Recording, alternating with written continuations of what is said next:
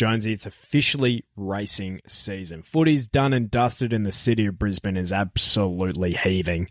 But now we get into the big boy stuff. Let's get into Caulfield Guineas Day and Hill Stakes Day. It's what dreams are made of. Yeah, can't wait. Ripping weekend of racing. There's a lot of value, I think, on the card in both Sydney and Melbourne, and we talk about that on today's podcast. Got to thank the good people at Ned's as well. Who else would you rather bet with this spring? We've got a hosted pot. How good Another is that? one. Another one.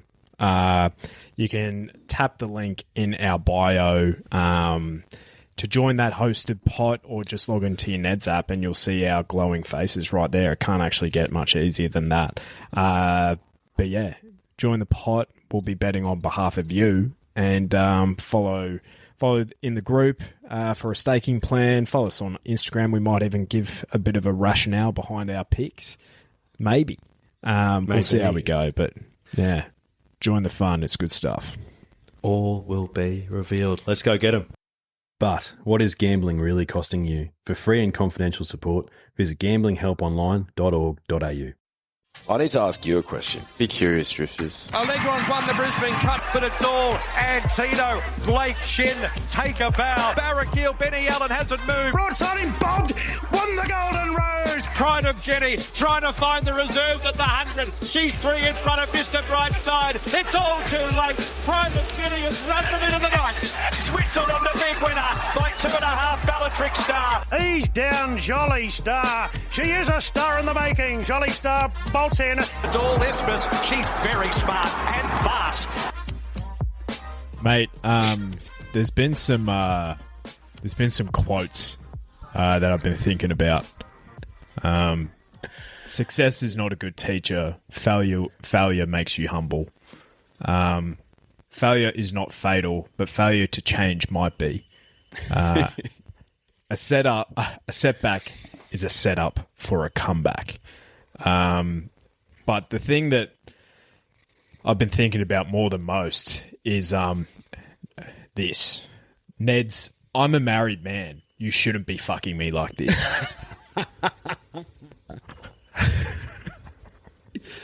We got fucked up yesterday. We got fucking rolled.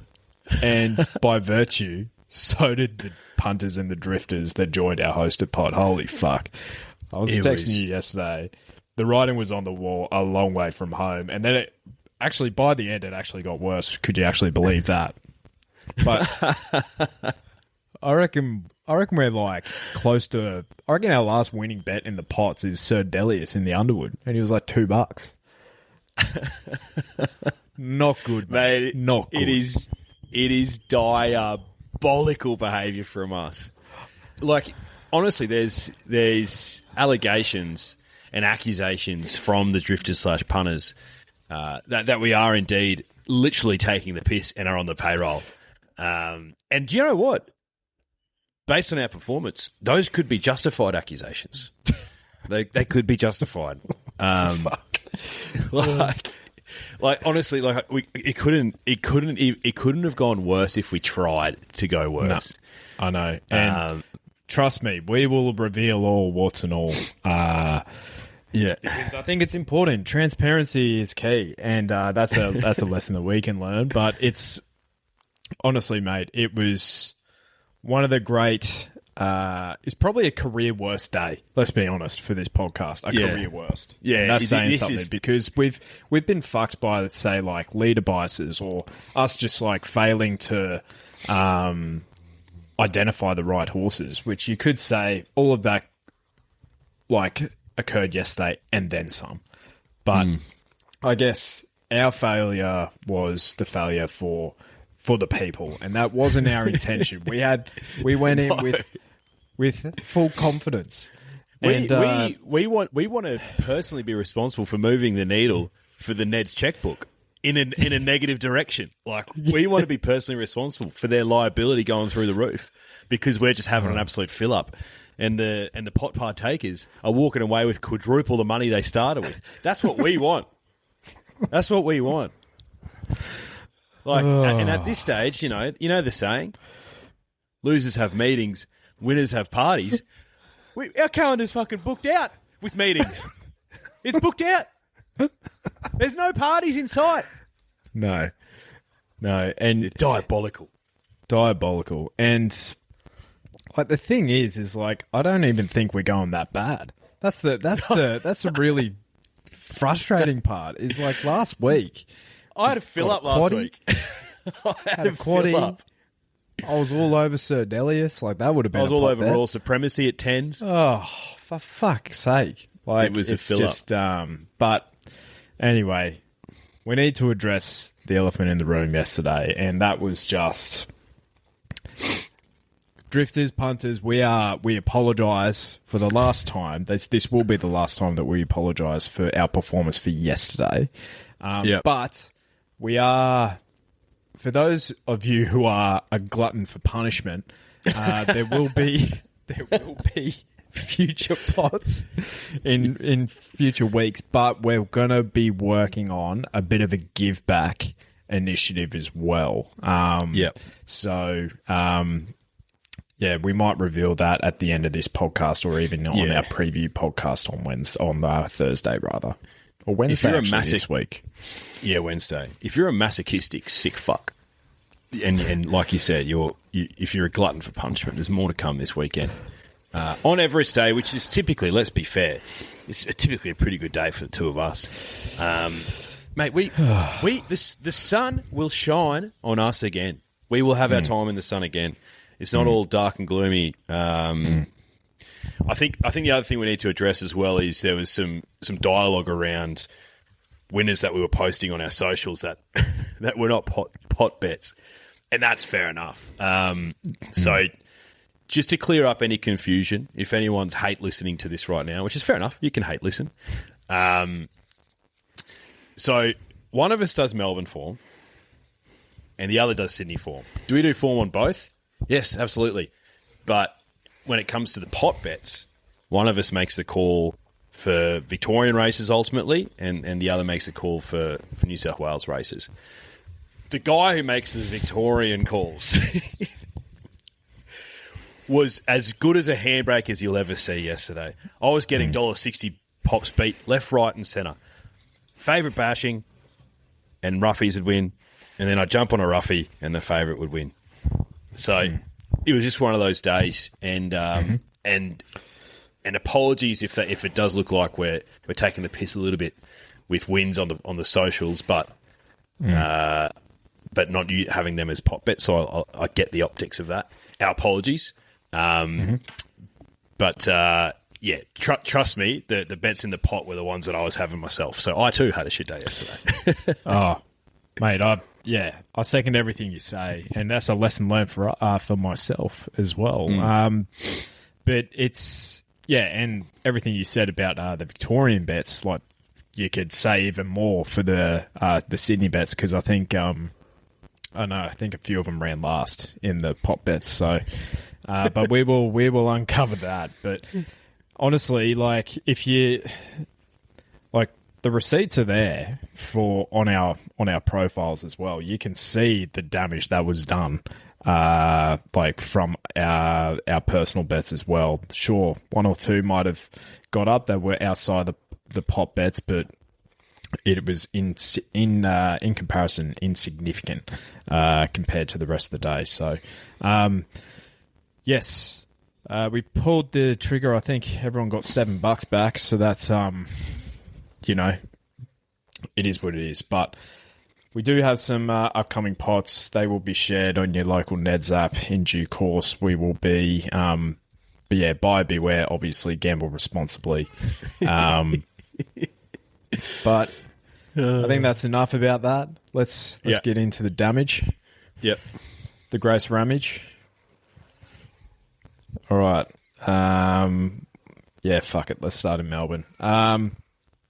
So, what do we have here? Like Point Barrow was a good winner. Came from nowhere. She's a good filly. Point Barrow is good. Yeah, she is a good filly. And that stable, you're right. They're just when they have something in the market like that, I think they're pretty reliable. The Freeman stable. I thought she was good. I thought Surf's Up was great as well. The Ingham Silks filly. I'm assuming she'll probably be going to that Derby Day race, the Carbine. Carbine Club, I reckon. Yeah. Is that a 1,400 metre race? It's a mile. So it's a mile race. Right? Yeah, you basically have in there, I reckon, horses that clearly were unlucky or that aren't Derby horses from the Caulfield Guineas.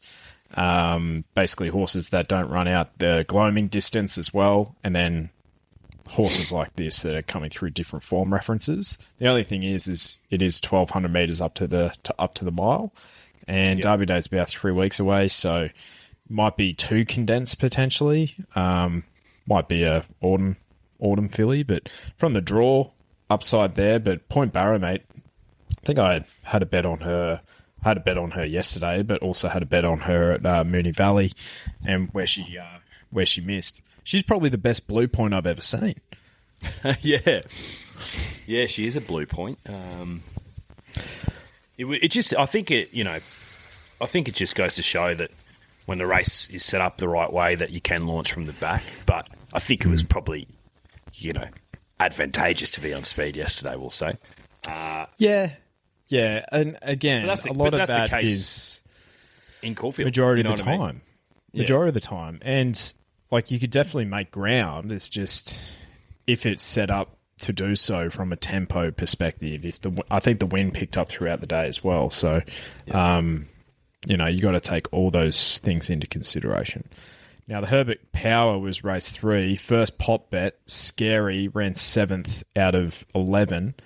Beaten 2.3 lengths. Thought his run was fine. Not the best ride. Far cry from his Mornington run, the Start Prior, where he was on speed. Yeah, it was a questionable ride, I'd say. It's hard when you don't draw a gate, but at the same time, just the riding was on the wall last start. Use a bit of petrol to try and sit in that first third with him, because we know he'll stay the distance. So that was disappointing, but his price seemed too good to be true, and it turns out it was. Braden Starr, so this horse, he pops up once a prep, you know what I mean? He pops up once a prep and can jag a win like this, so that was clearly the day yesterday, but he wasn't one that I was looking at. Yeah, and looking at the racing.com sectionals figures, they've gone 23 lengths below standard. So that's why I thought they'd take a bit of a chance, because that's what you see in these middle distance, in these staying contests. They're devoid of pace. And Scary, who has an elite staying prowess, I thought he'd be on speed, just basically making it tough for him. And that's where Braden Starr was. Plymouth was just behind him, whisking on the hill, arguably a little bit unlucky, but, it is what it is, move on. Braden Starr was good, but, yeah, it is what it is. Now, the Cadillacs Vars, 1,600 metres Group 3 for the mares at set weights and penalties. O2 Good was, frankly, dog shit when we saw her at the Valley. Bounced back big time. The Valley just might not have been her track, but, mate, Kevin Daffy, I think this is the only horse in his stable. So, yeah, great to see. Group 3 winner, $2.70. Market loved her. See what I see, the kind of led up this field, and then she does what she does. If she doesn't win, she kind of just goes out of the picture, goes out of the frame a little bit. Yeah, it was a bit disappointing. I thought Craig actually rode it pretty well. I don't think he used too much of her. So interesting to see what the stable says. It was a pretty firm deck yesterday, and it was a hot day, so that doesn't suit all horses. But yeah, she was disappointing, and there was a bit of money for her as well. Yeah, nothing in the stewards report, and they went 8 lengths below standard as well, where, if I'm looking at it, to the 800 metres, there were 7.7 lengths below standard. So I think Craig rode her, her best chance to win, I believe. So it just wasn't meant to be. Race 5 was not a pot bet, and thank God, because King Zephyr at $1.65 got knocked off by Zoo Sensation, who I gave a little bit of a case for if there was a danger. Back in grade, good draw. Benny Allen in those silks. Guess the JD. Guess the JD at $4.80, but King Zephyr was good. I think you just keep him to the big tracks, big straight. Yeah, absolutely. And I thought Benny Allen just rode the race too well and just didn't give anything else a chance. King Zephyr, I don't think he loses any admirers. Like, he was making ground, he just left it too late. No, it was a nice win by Zoo Sensation, and I think that's him. This is his sort of race. King Zephyr can run some time. He's run the 6 fastest last 600, 6 fastest last 400, and the 7 fastest last 200 of the meeting. So I think he can rattle them off, and that's why he goes around at a short quote. His racing style might be against him, especially when he steps up in distance, but 1,400 metres in future. Could he stretch out to a mile? I'm just thinking, what's in his wheelhouse? What's in the race future? For? Yeah. Yeah, he how old is he? Is he 5-year-old gelding? Yep. Yeah, he's lightly raced. That was only his 10th start, and he's figured in the placings every start bar one. So he's clearly a horse with serious talent. I think you try him at a mile handicap race, maybe in the autumn. Maybe you try him in a Donny or something like that. I don't know. I reckon. Well, the majority of his runs have been over that. So his career stats: he's won at 1,200 meters once, 1,300 meters 3 times, and 1,400 meters twice. So, I think he's probably more of a sprinter. The race for him in the autumn will be a Newmarket Handicap, I believe. That's a good race for him. Down the straight, plenty of room, condensed field. Maybe he's a Stradbroke horse. He could be a Stradbroke horse. Oh, that's a good one. Yeah. Well, we've seen the Stradbroke form be very good again yesterday. Standard. Unfortunately. If I was to tell you that Globe would be a Group 1 at weight for age level over 2,000 metres winner at any point on this podcast, what would you say? If it wasn't after his first couple of runs where he was super, if you said it to me then, I'd be like, oh yeah, maybe I could see that. But no, not based on his work over the last 2 years. But,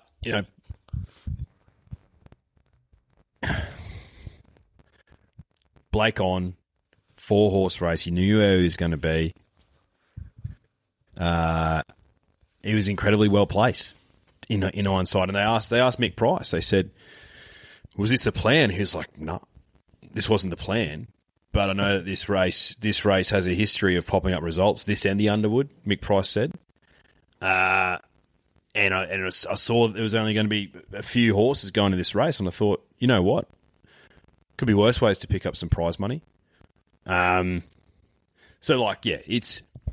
it is what it is. I don't know what to do with the race. Yesterday, but also in general, because it's just that extra 2,000 metre race in the spring Group 1 that we don't really need, but it's been butchered by the Hill Stakes in Sydney as well. So I don't know what they do with it. I was just really disappointed because I wanted to see Treasure of the Moment just back to her best, but I don't think there's question marks on her is she going to be the horse that she was meant to be this prep because of the colic? I think it's more like the last 2 races are just not a good enough guide or gauge on her. I think the jury's out because she needs a fast run race, and and I want it to be in a race with at least 8 horses maybe. That'd be nice. But it was just disappointing because I thought she was going to balance up and then breeze past Globe, but she didn't. And Damien Lane said he was disappointed, and she laboured, and so did Matt Laurie, the trainer. So I don't know where she's at. It was just a weird race and a bit disappointing. Very disappointing. And I think you're right. I think back-to-back 4-horse fields, nothing else to take her into the race either. She's doing the donkey work behind these leaders. I think I don't think that can be understated. I don't think that's her jam, and she probably did a little bit of that in her 3-year-old year, but she's clearly so much better than all of those that she faced. Like, some of those are featuring in benchmark 70 races at 50-1 shots. You know what I mean? So it's like, who she's beaten isn't necessarily that good to date, but she did prove that she can step up in the Memsey, setback, tactical races. You're probably going to be getting, if they still head towards a Cox Plate, you're going to get a better price for one. And two, you're going to get probably the most accurate reading of where she's at.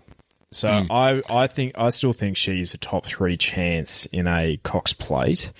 Makes it very difficult with... Well, here's a question. So last 2 runs from her have arguably been quite disappointing. And the last 2 runs from Via Sistina have been very disappointing as well. So of the 2 mares there, who would you rather take into a Cox Plate? Oh, that's a great question. I still think Via Sistina, because the body of work, and she hasn't had a setback. She's just a bit of an older mare, Via Sistina. The other thing I'm thinking about as well, just to sort of temper my disappointment a little bit after the debacle yesterday, like, she beat Buckaroo easily, and Buckaroo has had a good prep. You know what I mean? So if he zoomed past her, Buckaroo, and won the race or nearly beat Globe, then you're thinking to yourself, fuck, where's Treasure at? But he didn't, so that makes me think as well that, okay, this race is it was just set up perfectly for Globe, and it's just an anomaly. And a similar sort of thing happened with Pride of Jenny and the fan. So, yeah, I think Treasure absolutely should go to a Cox Plate. I think so. I think if she's sound and working well, then why not? No, but it's setting up better and better for Sir Delius, isn't it? I think so. So basically, you sit and sprint, and you could see this. So I think Globe, he basically went like, hey, bruh, I'm controlling this out in front. And then he definitely eased up a bit, for sure. And then Blake Absolutely was did. like, basically from the 800, I'd say, he was like, all right, lad, let's go. So the middle part of the race, from the 8 to the 4, was actually 3 lengths above standard at this level.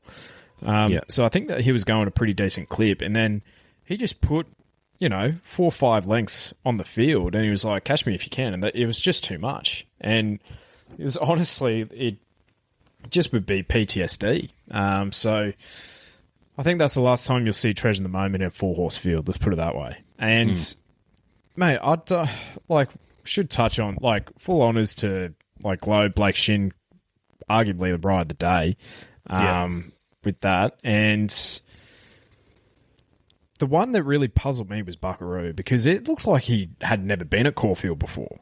He was laying in on Treasure in the Moment, rather.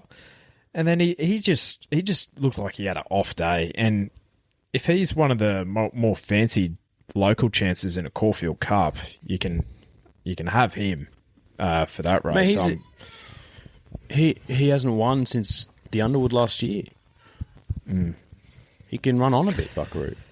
Well, it's we have this opinion as well, right? And I think you really, unless you're an absolute freak, you have one shot at a Melbourne Cup, and then it's basically career done. Very Elegant was an absolute freak, but she still wasn't the same horse after that, despite winning. She won a Winx Stakes first run back after a Melbourne Cup, didn't she? That is unbelievable. Not Winx, but whatever it was. Like an Apollo or some shit. Anyway. But you see, Buckaroo hasn't been the same. Zardozi hasn't been the same either. We see it time and time again. It's like, all right, your chips in for this race. And because it takes them a while to come back, if they come back at all. So Buckaroo, for me, you can kind of have him as well. Okay, let's have a look at the Toorak. Oh, this one was a bit frustrating. Transatlantic Queensland has been on an absolute tear, and we didn't really pick that up and have it, won. Transatlantic, we left him out of the quaddie, and that was more my decision than yours. I know you were kicking up for him. So that's a burden that I have to carry with me. But then the pop bet Seeples ran last.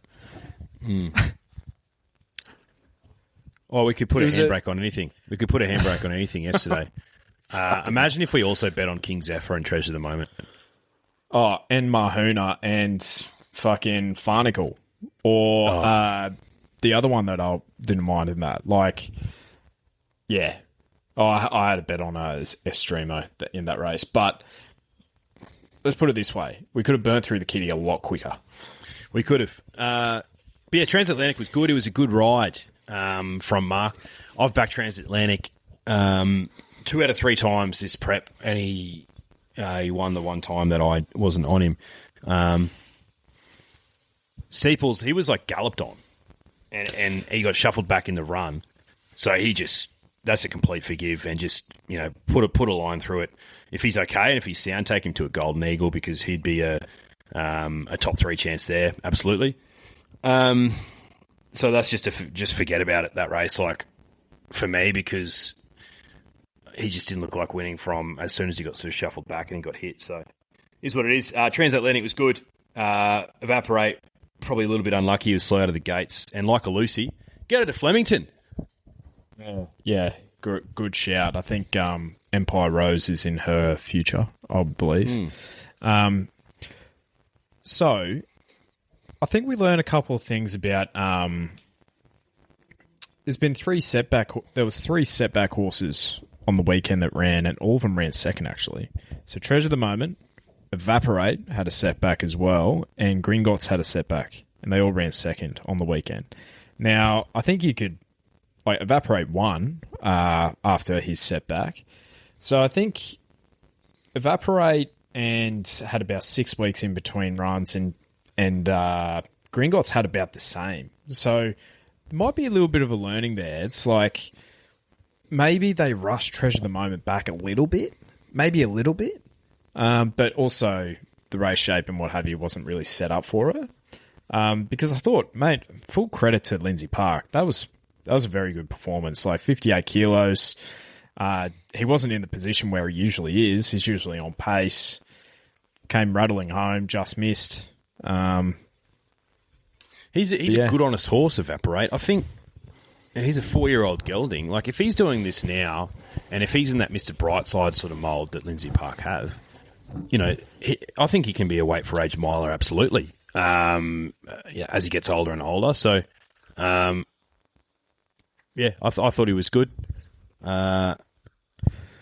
Who else in the race do I sort of want to take out of it? Lazura. That's probably it. You take Lazura, she's what we learnt for sure yesterday. She's not a miler, despite the weight and everything. But I don't think she's not at this company. She's not a miler. I don't think so. I think she'll be taken to a Golden Eagle, though. I think 1,500 metres suits her better at home. But yeah, I think she's a 1,400 metre horse for mine. I think the other key to her, is wet ground. I think she appreciates wet ground more than most as well. Yeah. I think that's similar. Maybe it's even similar to a broadsiding. Improves a couple of lengths and maybe just holds her form on good tracks. Yeah. Yeah, agreed. You know what I mean? Agreed. Seeples jumped at $2.60 with the good people at Neds. The market, mate. Market loved him. I know, and so I think the pot got on at about $3. So, we got the overs, but the overs ran last. And then, had invested in a quaddie. Quaddie gets knocked out first leg. My top selection, Feroce, ran third last at 13-1. So he was no good, but, it is what it is. Caulfield, Guineas. Autumn Boy, just like his daddy, getting the job done. Runs like his daddy. You were keen on the Golden Rose form? Yeah. I just because it was like by default, you should be more than anything else, which is why when Woden was favourite, I was like, yeah, that makes sense because he ran second in the form race and he's been running well all prep. But he was disappointing. I watched the replay and Damien Lane gave Autumn Boy a peach, hey? Oh, yeah. Really good ride. The reason why I did probably have Autumn Boy on top, it's just because of his run in the Golden Rose. I thought he was entitled to finish off better, but first time blinkers and he was sort of wide the trip, like whatever. Classic Chris Waller, just gets him to peak at the right time, but he brained him, and so did Planet Red. Yeah. Yeah. I think Planet Red's been at... I have to remind myself, I believe that horse has been racing at Moonee Valley and the like, hasn't it? So maybe getting away from the Valley suited a little bit better. That's off the top of my head. His last run... Yeah, so he ran third behind a Streamo in the Guineas Prelude, where he was $2.50 favourite that day. So, SP profile there, ran fourth behind Rosberg. Now, Rosberg then ran last. The streamer got knocked off, so it's like, good luck if you're finding that form, you know what I mean? Yeah, like, yeah. Absolutely. So, but at the same time, he didn't win. So you have that form, and then you have like a Victorian midweek form running third, who, observer, and this is self-interest talking, should have got closer. A lot closer. Yeah. He looks like a smart colt, observer. I think he's probably like an Australian Guineas type of colt. I think they're talking Derby. For him? Oh, right, yep. Okay. Who's he out of? That's a good question. He is out of... he's a Gaiath. Gaiath, yeah. Okay. Yeah, good out shout. Out of a Lonhro mare, so has some middle distance pedigree there. Nice.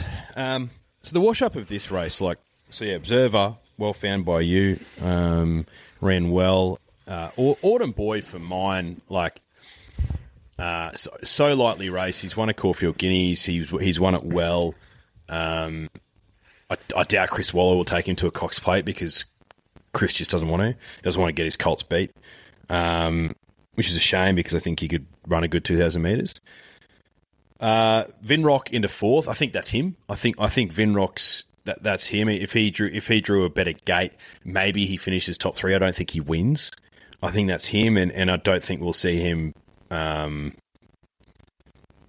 maybe post this race ever again. I think he'll be doing his stuff at stud. Nepotism's the same. Oh, he's just not interested in racing.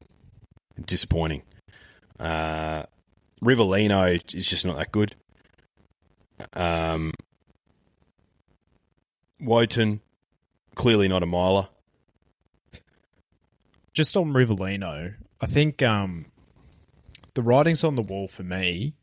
I remember Chris Lee saying at the start of prep that Rivellino had not put on any weight in the off-season. And so to me, because he was probably the most raced 2-year-old, and who knows if that has anything to do with it, but sometimes he probably was just at his girth and size that he needed to be as a 2-year-old, and that's why he was running so well. I think the other horses have clearly gone past him in terms of 2-year-old talent. So, yeah, I think the connections would he still ran into the money yesterday. They collected $60,000 for running 8th there yesterday. He won a Millennium, ran super as a 2-year-old, so of the casino with him, I would have thought, and he'll be running in benchmark 90 soon, I would have thought. I wonder what Coolmore will do with Wotan, because clearly he's like the pin-up 3-year-old colt for Coolmore, and that'd be just so desperate to get him some black type to try and a G1 win to justify him as a stallion. But like if he's retired to stud, like what's the commercial interest? He's a son of Wooten Bassett. Like he's placed in a lot of big Group 1 races, but he's not a winner. So what do they do? So there's always 2 or 3 that go to the Coolmore after this. I think the horses from this race, I could see Vinrock having a go at a Coolmore if they don't pull the pin. I reckon Navy Pilot will 100% go there. I don't think he ran out the mile. I could see Wotan going there too. And maybe something like a Stake Cosmic or something, but we'll be running at triple figures. What we need to start doing like lay of the days on our previews, because it's. I would have said this, but I was so cold on Wotan in this race, and I honestly couldn't believe the market support for him. $2.80, mate, for a maiden winner. Like, he's won one race in his career and that was on soft 7 ground, where he hasn't done anything on good ground of note. And it was a good 3 yesterday. Caulfield first time. Like, give me a spell. It's diabolical. Just that is the ultimate J-Mac tax I've ever seen. Yeah. Coolmore, Chris Waller, J-Mac. But no, you're dead right. And all honours to Autumn Boy. I wonder if we'll see him pass his 3-year-old year. Hope so. Like, not all of them can go to stud. Like, what do you do with Wotan? It's a good question. I don't know. Like, Newmarket Handicap, they'll try and win something like that. You know what I mean? Newmarket, yeah. What else is there? Maybe like the Arrowfield next year. Like a round with Guineas. I don't know. Like, and not Australia Guineas. Maybe he needs a bit more room. Like, maybe Flemington will be up his alley. But I don't know. Like, you can have him for mine. We didn't even talk about your pot bet. So this was Romantic Encounter, second to West of Swindon. West of Swindon ran 9th, and Romantic Encounter ran 12th. This was one of those, right? Because we had two bets in the race at over 20s.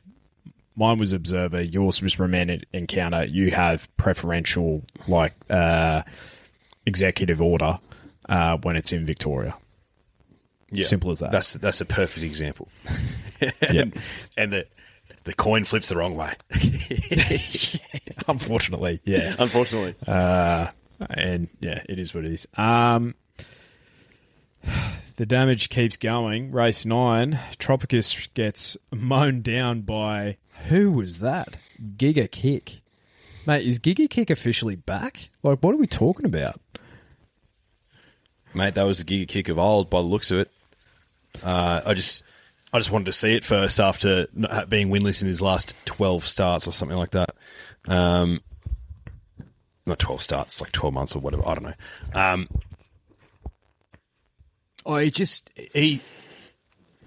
He obviously has that ability. I just thought it was gone after the injury, which was such a shame. Like, he was going to be our dominant sprinter, for 2 or 3 years, and he's pulled a hammy. I can relate. Gee, he was first up over 1,100 meters. Dynamic. That's the Giga Kick of old, and taking it to a champion sprint. He's right in the money.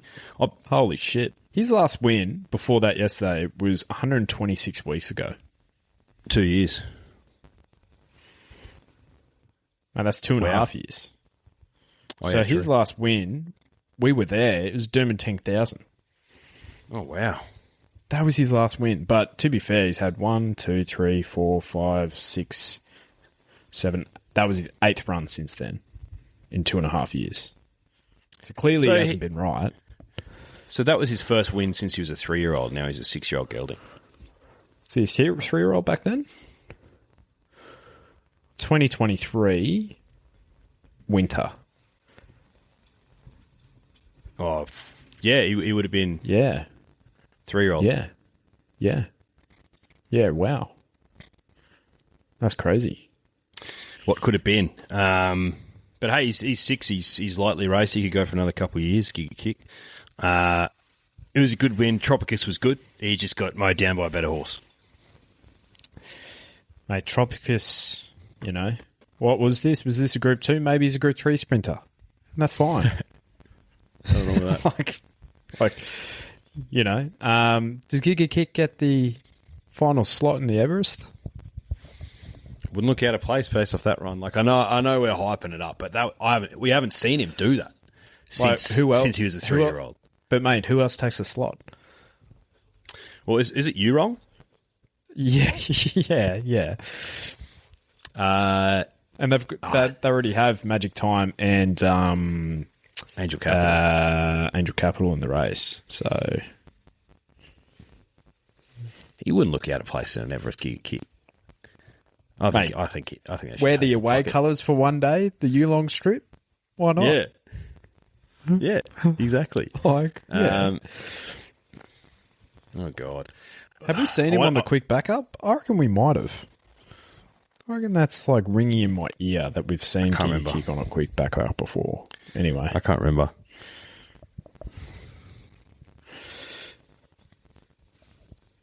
I don't know. I reckon he'd be suited. So yeah, Tropicus was disappointing for the pot, and then back-to-back seconds with Gummy Gumdrops getting just, couldn't quite get there to She's Bulletproof. Gummy Gumdrops. When was the last time J-Mac went winless in 2 weekends in Melbourne? Nah, I reckon he did the exact same thing in the spring, came down for Cox Plate Day, won that, and then he went down for Derby Day for the Flemington week and just had 15 winners or something.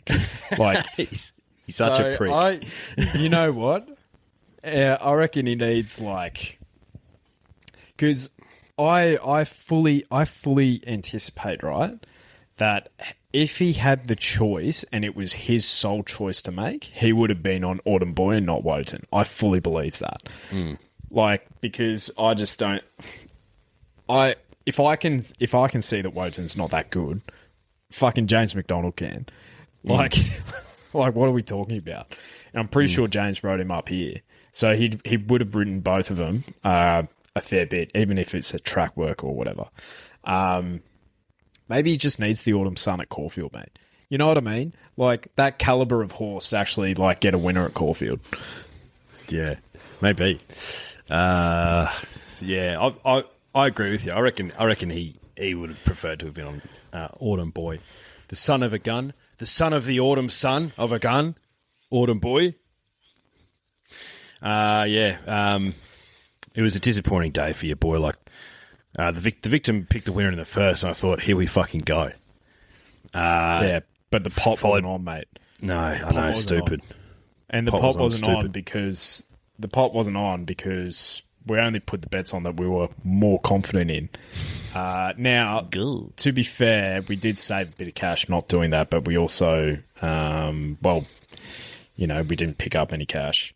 I should have said something about Point Barrow. That's what we should have done. Should have had a bet on Point Barrow, even if it wasn't for the full 10K. But that's all right. That's all right. Look, I think in terms of, I think it's my worst day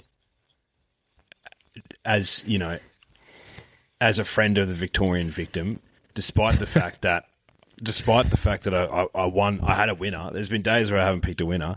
I still think it's my worst because since that winner, there was 2 shockers in a row, 3 shockers in a row. Let's be honest, and then King Zephyr second at $1.20. Treasure of the Moment second at like $1.05. I've got Steeples beaten into last. Guineas I wouldn't probably even include just because I was like, I don't know who wins this race. I'm just chucking a roughie. And then I get Tropicus to run second and then Gummy Gumdrops to run second. It was, and these were all bets that I was keen on. See what I see as well. Sorry, throwing into that. It was a I hate horse racing day. It was not good. Maybe we need to change allegiances. Like maybe I become mates with the Victorian Victim and you become mates with the Sydney Source. Because here's the Sydney Source rating. Fan Harder in the Highway running fourth. Into Harry's Bar in the Midway running third. Into Vega Magnifico running third in probably the worst benchmark 78 you've ever seen. Into Mahuna, who you might recall on the Thursday rather, the preview podcast, we were both thinking that she was the best bet in Sydney. For whatever reason, and maybe it was divine intervention, but I got the biggest case of cold feet I've ever had. And stay clear, and thank goodness we did. Mahuna ran third into Estremo, who we were potting on the podcast, but I somehow came back to him because I wasn't keen on Farnacle. Just diabolical. He ran third. So that's like 1, 2, 3, 4, 3 thirds in a row, 4 thirds in a row, and a fourth, and then it's just diabolical after that. Mate, Freddie Bassett ran 10th, but Freddie was, nearly 30-1. The victim played north of the border and had a bet on the half brother of Storm Boy, Shangri-La Boy. He was good. Yeah, he was great. Yeah, Pot doesn't care. And then you get into the real bad stuff in the quaddy legs. Bohemia, who was actually looming up on the fence, didn't get a run at him, and then ran last. I thought, surely too bad to be true. Nothing in the stewards report, so that's good. Into Lindemann, in hindsight, was very obvious. It's even frustrating because, I was warming to Kingswood. I've seen Kingswood. I've made this call about Kingswood previously. I don't think he gets on his Sydney leg at all. And in this company, he probably can't. I was kicking up for Mason Louis at $26, and he runs third. That's an each-way bet. And then Headley Grange, Frank, that Newcastle form. Gringotts was good. But, O'Diamond Lil, who gets a run, she runs last. And then in the last, we pulled up stunts by them, but Amazing Eagle had that market support, ran fifth, first up. Polyglot was mine and ran third. Yeah, it was just Rosalind Star into $1.90. You can kind of have that. So there was a few shorties there at Rose Hill. Just not our day, and no. I have full expectation that we'll turn it around. Let's put it that way. Oh, yeah, absolutely. Absolutely. The sun will shine on us again. We just need to get through all these losers meetings this week and start having some more parties like winners. Yeah. No, I fully expect that we'll bounce back. It's just probably going to be on a day that we're not hosting a pot. Well, I don't know. We'll check with the good people at Ned's, but I believe it could be next week. It could be the week after. It could be Derby Day. It could be Champions Day. We could be 4 in a row. Oh, God. Yeah. Should we tease what we're thinking? I reckon we should tease. Yeah, I think so. I would just say this is a peace offering.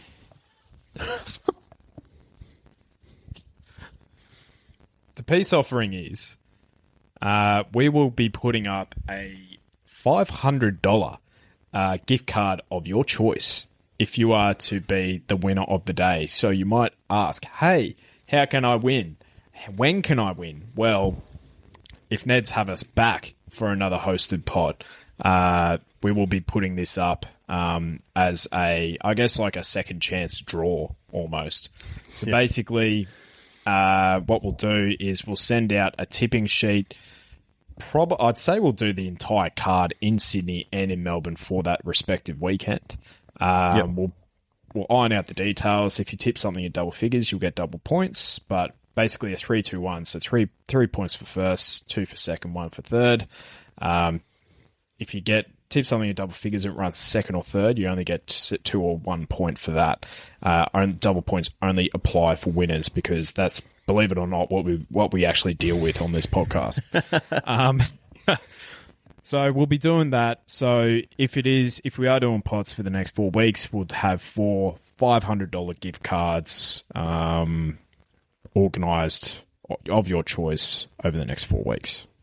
Yes, so, this is a peace offering. This is our way of saying, look, we appreciate you participating. We are trying to win you a fortune. If it doesn't turn out that way, we're going to put up some of our own hard-earned.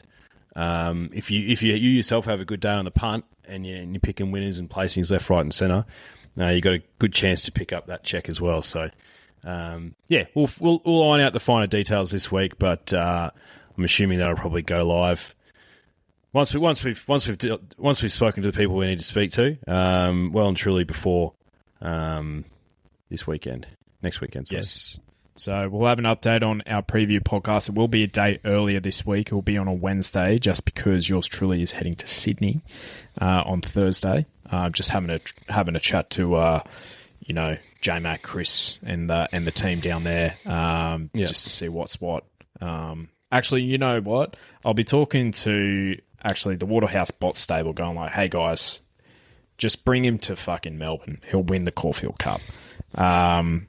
But I doubt they'll do that in Sir Delius. But yeah, we'll have an update on the Wednesday podcast, and keep an eye on our Instagram. That's probably the best way to keep updated with all this. And if we get the green light, we'll give an update in the Neds app as well. Yep, good shit. All right, thanks for sticking with us, Drifters. We'll see you on Wednesday. Thanks to the believers. Keep believing.